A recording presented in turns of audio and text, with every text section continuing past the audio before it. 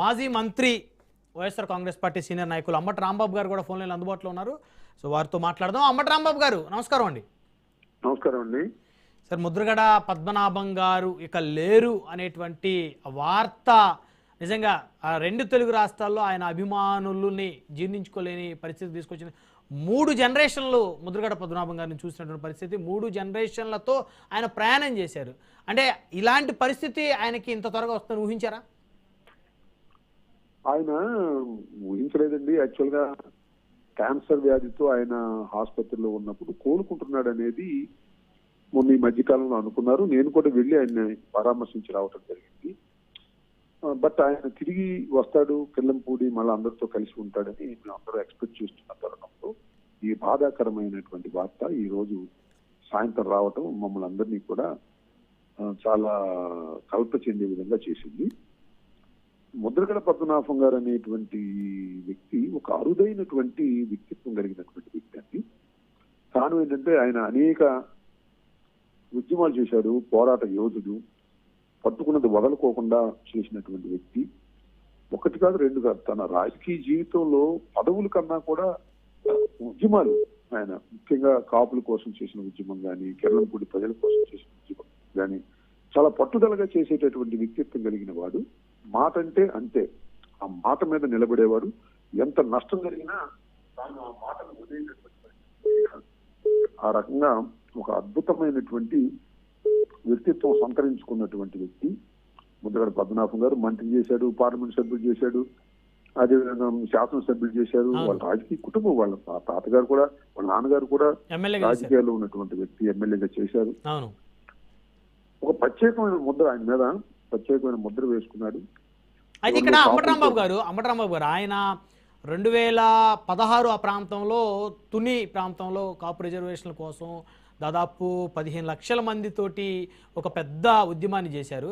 ఆ రోజు ఆయనకున్న చరిష్మా, ఆయనకున్నటువంటి, ఆయన పిలిస్తే వచ్చేటువంటి ఆ జనం కానీ, ఈరోజు పరిస్థితి ఆయన రాజకీయంగా తీసుకున్నటువంటి కొన్ని నిర్ణయాల కారణంగా కాస్త ఆ ఇమేజ్ తగ్గిందని నేను అనుకోవాలి అంబటి రాంబాబు గారు. ఎందుకంటే ఆయన పిలిస్తే ఉద్యమానికి అంతమంది వచ్చిన వాళ్ళు, మరి ఆయన చివరి చూపు చూసి ఉద్యమం చేసుకుంటే అంతమంది వస్తారు. మీరు మర్చిపోతున్నారు, మీకు తెలియదు, చిన్న కుర్రవాళ్ళు మీకు.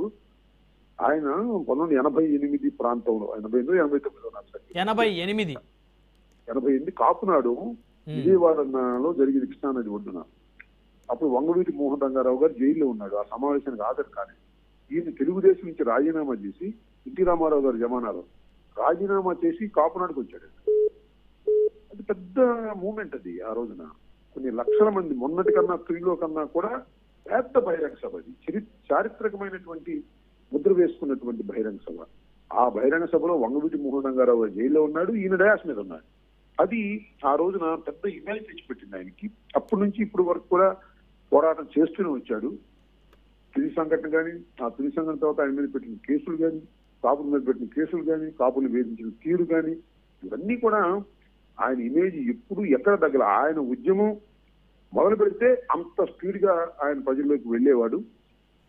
ఆ 2 సార్లు పడిపోయాడు, మళ్ళీ లేచాడు, పడిపోయాడు, లేచాడు. ఒక పట్టుదల కలిగినటువంటి వ్యక్తి. ఇలాంటి వ్యక్తులు రాజకీయాల్లోనూ మానవ సమాజంలోనూ చాలా తక్కువ మంది ఉంటారు. నేను చూశాను కదా, నాకు 68 సంవత్సరాలు నడుస్తున్నాయి.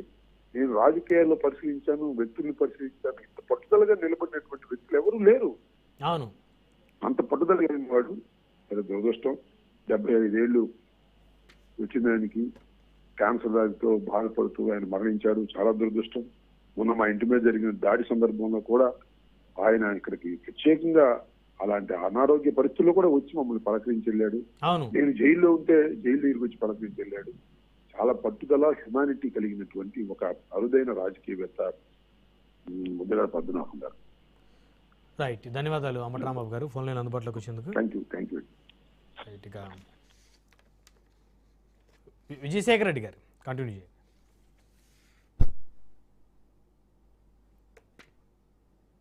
సార్, ఇంకొక మాట, ఆయన ఏదైతే ఒక్క నిమిషం విజయశేఖర్ రెడ్డి గారు, ఆమంచి స్వాములు గారు కాపు నాయకులు, సో వారు కూడా ఫోన్ లైన్లో అందుబాటులోకి వచ్చారు. సో ఆమంచి స్వాములు గారితో మాట్లాడదాం. ఆమంచి స్వాములు గారు నమస్కారం అండి. ముద్రగడ పద్మనాభం గారు ఆయన తుని ఉద్యమ సమయంలో మీరు కూడా కీలకమైనటువంటి పాత్ర పోషించారు. ఆనాటి ఆ సంఘటనలకు సంబంధించినటువంటి కేసులు కూడా మీరు అనేకం కూడా ఆయనతో పాటు మరి అనుభవించినటువంటి పరిస్థితి. సో స్వాములు గారు ముద్రగడ పద్మనాభం గారి మృతి ఎలాంటి విషాదాన్ని కలిగించింది మీకు సంబంధించినటువంటి వర్గాల్లో? మన రాష్ట్రంలో, ఉమ్మడి రాష్ట్రంలో రంగా గారు ఎలా అయితే అన్ని కులాలకు అతీతంగా ఒక పెద్ద మహాశక్తిగా మహానుభావుడయ్యాడో, ఆ రకమైన వ్యక్తి కాపు జాతిలో రెండో వ్యక్తి ముద్రగడ పద్మనాభం గారు. ఆయన పోవటం అనేది